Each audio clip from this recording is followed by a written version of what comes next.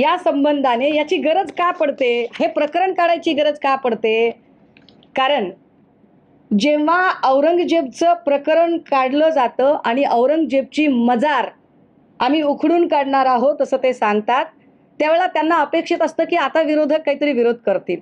पण विरोधकांनी सांगितलं की अरे आमचं काय देणं घेणं आहे, वो थोडी हमारा चाचा भतीजा मामा काका कोई है, आपको करना है सो कर लो. आता विरोधकांनी मुद्द्यातली हवा काढली म्हटल्यावर काय करावं, तर नागपूरची दंगल करावी. नागपूरच्या दंगलीमध्ये जो माणूस पुढे आणलेला होता तो माणूस मायनॉरिटी डेमोक्रेटिक पार्टीचा सदस्य, नितीन गडकरींच्या विरोधात निवडणूक लढवणारा, हा गृहस्थ आधी भाजपच्या आणि फडणवीसांच्या किती संपर्कात होता हे आता इंटेलिजन्सने शोधून काढायचं त्यांना चॅलेंज आहे. त्यांना शोधून नाही मिळालं तर 8 दिवसात मी सगळे त्याचे पुरावे अजून देईन की ज्या माणसाला पुढे केलं ही सगळी दंगल वाढवण्यासाठी तोही पुन्हा भाजपचाच होता.